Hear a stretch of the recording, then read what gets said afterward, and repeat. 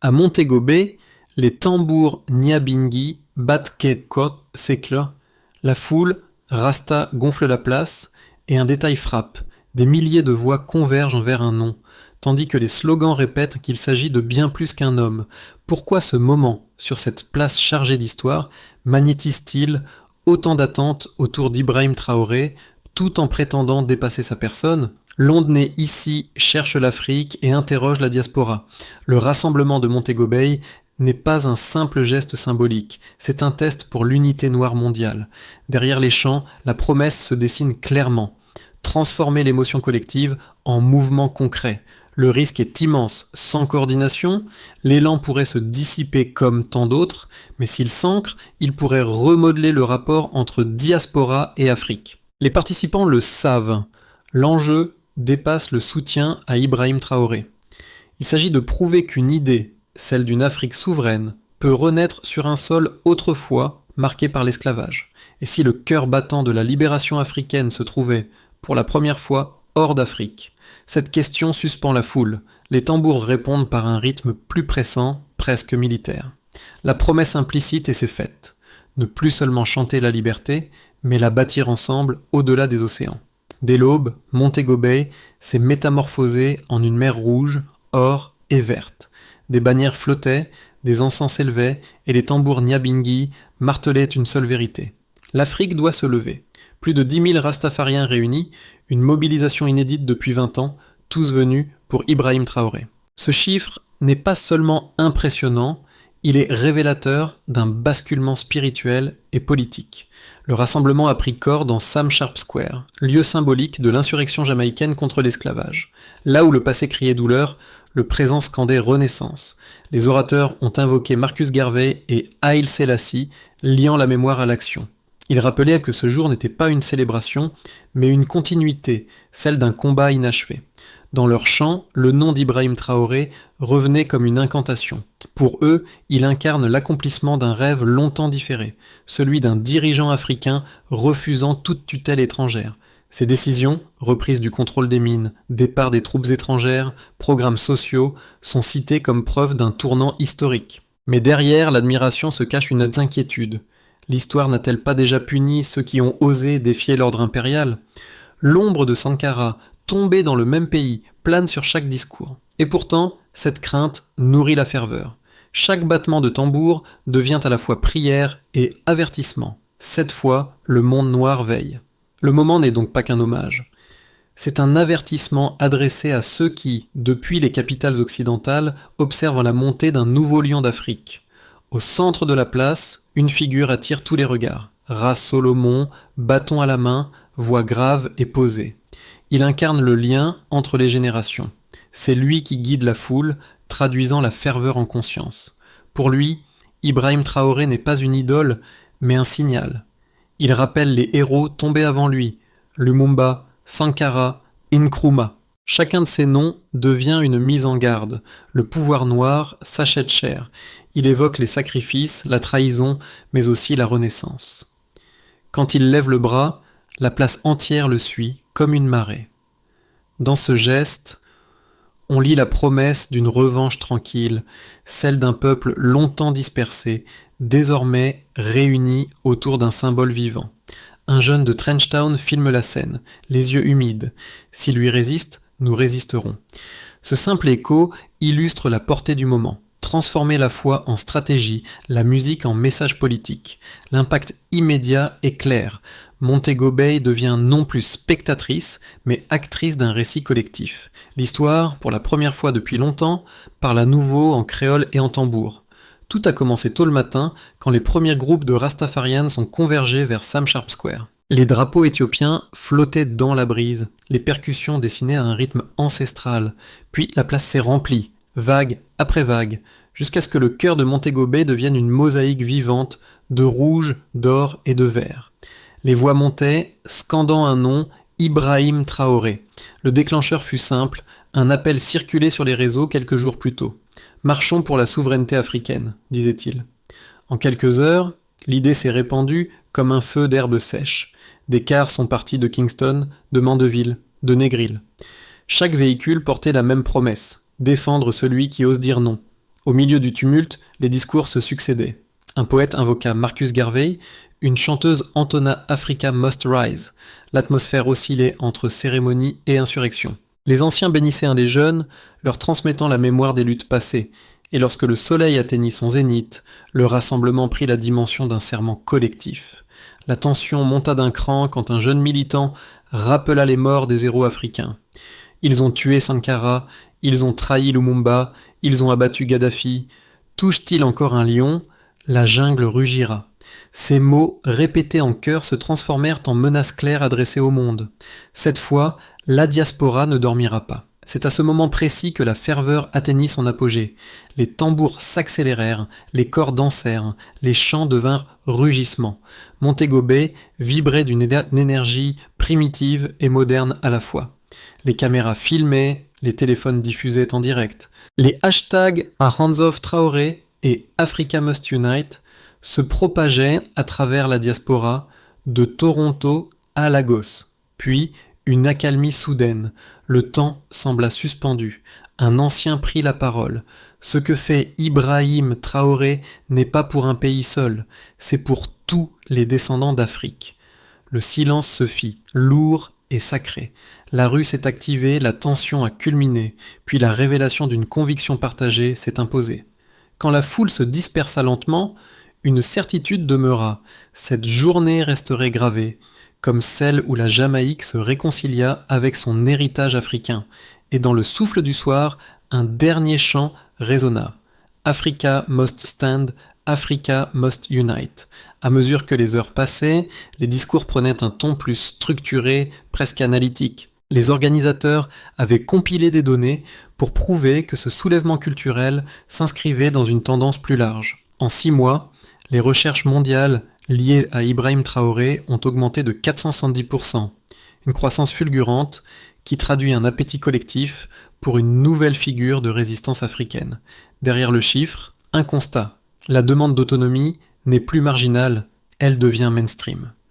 Selon des enquêtes menées dans 3 universités caribéennes, 63% des jeunes Jamaïcains considèrent désormais l'Afrique comme une source d'inspiration politique, contre 22% il y a 10 ans. Ce basculement générationnel éclaire la scène. La jeunesse ne veut plus seulement hériter d'une mémoire, mais d'un projet. Ibrahim Traoré devient ainsi une figure miroir, un catalyseur d'identité retrouvée. Sur les réseaux, la vidéo principale de la marche a atteint 2 millions de vues en 48 heures. C'est la diffusion la plus rapide pour une manifestation panafricaine depuis 2019. Les spécialistes de communication y voient une mutation. La mobilisation ne passe plus par les partis, mais par les algorithmes. Le symbole voyage plus vite que les drapeaux. Chaque statistique, commentée par les orateurs, servait de tremplin à une réflexion collective. L'émancipation n'a plus besoin d'approbation extérieure. Les chiffres, ici, ne mesurent pas la puissance matérielle, mais l'intensité d'une conscience. D'un intérêt dispersé pour l'Afrique, on passe à une identification organique. Et derrière cette courbe, le même moteur. La résonance entre l'acte d'un homme et le rêve d'un peuple. Pour comprendre la portée du mouvement, il faut admettre la complexité du débat. 2 visions s'affrontent, sans caricature. D'un côté, ceux qui voient en Ibrahim Traoré un chef courageux, rendant à l'Afrique sa voix et sa dignité. Il souligne ses actes concrets, l'expulsion des troupes étrangères, la nationalisation de certaines ressources, la mise en place de services gratuits. Pour eux, il incarne la continuité de Sankara, la revanche sur l'histoire interrompue. De l'autre, les critiques s'inquiètent d'un populisme de rupture. Ils redoutent que l'isolement diplomatique n'étouffe l'économie, que l'enthousiasme populaire ne masque des failles institutionnelles. Certains experts rappellent que les précédents Africains, du Ghana de Nkrumah à la Libye de Kadhafi, ont payé cher leur indépendance proclamée. Leurs avertissements ne sont pas dénués de fondement. Mais face à ces arguments, la réponse Rasta est ferme. Le risque de soumission est plus grand que celui de souveraineté. Les partisans de Montego Bay ne nient pas les difficultés. Ils les transforment en raison d'agir. À leurs yeux, chaque revers historique justifie d'autant plus la résistance actuelle. On admet la validité de la peur tout en refusant qu'elle devienne loi. Oui, le chemin choisi par Ibrahim Traoré est périlleux. Oui, le monde réagira. Mais non, la Jamaïque et la diaspora ne reculeront pas. Elles savent que l'émancipation ne se négocie pas, elle se conquiert. Un lion rugit et la jungle écoute. Cette phrase devint l'un des slogans les plus repris de la journée. Elle résume le tournant. À mi-parcours, la ferveur se transforme en stratégie. Ce n'est plus seulement une célébration, c'est une coordination. Les groupes Rasta annoncent la création d'un réseau panafricain caribéen. Marches synchronisées, campagnes numériques, programmes éducatifs. Le projet sort du mythe pour entrer dans la méthode. Et au centre de cette dynamique, Ibrahim Traoré reste la boussole, non pas comme sauveur, mais comme repère de cohérence. Les visages changent. Des jeunes prennent la parole, des femmes mènent les chants. La parole se diversifie, le mouvement s'élargit. À ce moment précis, Montego Bay cesse d'être un événement isolé. Elle devient un prototype de résistance transnationale. Si le lion rugit, ce n'est pas pour lui seul, mais pour réveiller la forêt. Les jours qui suivirent le rassemblement révélèrent toute l'ampleur du séisme. Ce qui s'était joué à Montego Bay n'était pas qu'une ferveur de rue, mais une recomposition silencieuse des alliances culturelles et politiques du monde noir. 4 sphères en portent la trace directe. Au Burkina Faso, la presse officielle salua la solidarité jamaïcaine comme un acte historique de reconnaissance diasporique. Ibrahim Traoré mentionna le mouvement dans une allocution évoquant la résonance du tambour jamaïcain dans le cœur africain. Cette validation transforma l'événement en précédent diplomatique. Un dialogue sud-sud entre peuples, sans médiation occidentale. À Toronto, Londres et Paris, des collectifs afro-descendants reprirent l'initiative. Des marches symboliques furent organisées, des fonds levés pour soutenir des programmes éducatifs au Sahel. En moins de 10 jours, plus de 200 000 partages sur les réseaux témoignaient d'une contagion émotionnelle. L'idée de diaspora active prenait cher. Dans les Caraïbes, la manifestation raviva le débat sur la souveraineté économique. Des éditoriaux jamaïcains et trinidadiens appelèrent à repenser les accords commerciaux jugés néocoloniaux. Les universités intégrèrent un module sur le panafricanisme contemporain. La pensée d'Ibrahim Traoré pénétrait les amphithéâtres. Musiciens, poètes et artistes visuels se saisirent du thème. Un morceau intitulé Africa Rise, No Compromise atteignit la première place des classements locaux. Les œuvres collectives se multiplièrent, tissant une esthétique de la résistance. Le mouvement cessait d'être un cri, il devenait une culture. Au-delà des chiffres, ses conséquences redéfinirent la perception du possible. Ce qui n'était qu'un cri de ralliement devint un modèle d'action. Pour la première fois, la Jamaïque exportait non pas de la musique ou des icônes, mais une méthode de solidarité mondiale. Dans ce nouvel écosystème, le nom d'Ibrahim Traoré agit comme catalyseur, un point d'ancrage symbolique autour duquel s'articulent aspiration, identité et stratégie. Et sous les tambours encore vibrants, une certitude s'impose. Ce qui s'est levé à Montego Bay ne retombera pas. À partir de ce moment, 3 trajectoires se dessinent pour le mouvement panafricain né à Montego Bay. Elles ne relèvent pas de la prédiction, mais de la projection raisonnée. Les initiatives locales se consolident sans provoquer de rupture majeure. Les marches prévues à Kingston, Port of Spain et Nassau s'organisent avec succès modéré. Ibrahim Traoré conserve sa posture symbolique, tandis que les gouvernements caribéens observent avec prudence. Le feu reste allumé, mais sous contrôle. La dynamique s'étend. Des alliances entre ONG africaines et collectifs caribéens voient le jour. Un forum panafricain s'annonce pour l'année suivante. Les universités s'en mêlent, les institutions culturelles soutiennent des projets éducatifs communs. Les chants de Montego Bay deviennent hymnes de coopération. Dans cette configuration, le mouvement atteint une maturité inédite. Le peuple précède les États. Les tensions géopolitiques s'exacerbent.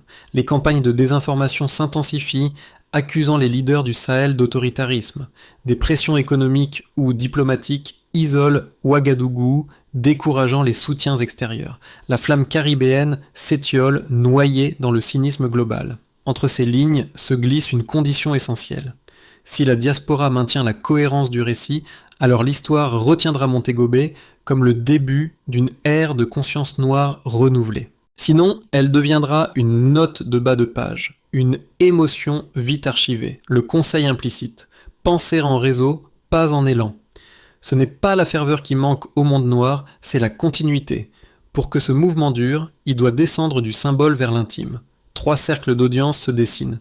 Le premier, celui des jeunes, nés après 2000. Ils consomment la mémoire par les écrans, mais réclament des repères vivants. Ibrahim Traoré devient pour eux un archétype de courage, un leader qui agit, pas qui négocie. Les clips et les podcasts le citent plus que les manuels scolaires. C'est là que le combat culturel se gagne. Le deuxième, celui des travailleurs afro-caribéens. Eux perçoivent dans la révolte du Sahel un miroir social. Salaire stagnant, dépendance économique, perte de souveraineté alimentaire. Pour eux, la lutte de Burkina Faso n'est pas exotique, elle est familière. Le troisième, celui des intellectuels et artistes, ils voient dans Montego Bay une renaissance narrative. L'Afrique et la diaspora cessent d'être deux continents de discours séparés. Leur création forme le ciment du récit commun. Pour chacun de ces publics, la clé n'est pas l'adhésion émotionnelle, mais l'appropriation. Que chacun trouve dans le geste de résistance un fragment de soi. Le mouvement ne survivra pas au slogan, il survivra à travers les vies qu'il aura changées. Les voix les plus structurées du mouvement ont proposé un plan en 5 étapes simples, visant à transformer la ferveur de Montego Bay en action durable. Formaliser les réseaux existants. Les collectifs Rasta, associations étudiantes et ONG panafricaines doivent fusionner leurs bases de données et coordonner les actions. Sans structure, la passion se perd. Lancer un programme d'éducation croisée. Enseigner dans les écoles caribéennes l'histoire des héros africains, et réciproquement. Un savoir partagé fonde une identité commune. Développer une économie de solidarité. Des circuits de commerce équitables afro-caribéens peuvent naître, limitant la dépendance aux marchés occidentaux. Construire des espaces culturels numériques. Podcasts, web-séries et archives orales pour maintenir la mémoire et diffuser les idées d'Ibrahim Traoré. Mesurer l'impact. Créer un observatoire des initiatives panafricaines, capable d'évaluer l'avancée réelle et non la rhétorique. Ce plan n'imite aucun modèle occidental.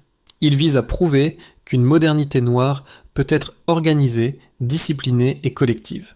Comme le dit un ancien à la fin du rassemblement, l'unité n'est pas un cri, c'est un calendrier.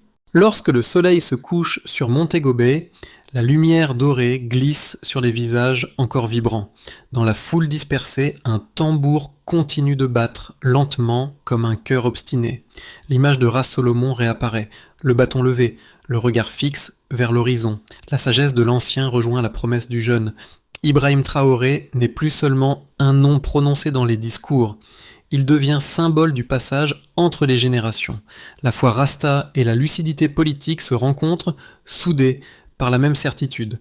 La dignité ne se délègue pas. Une phrase courte parmi les derniers chants. L'Afrique n'a pas besoin d'approbation, mais de mémoire. Et cette mémoire, aujourd'hui, bat au rythme des tambours jamaïcains.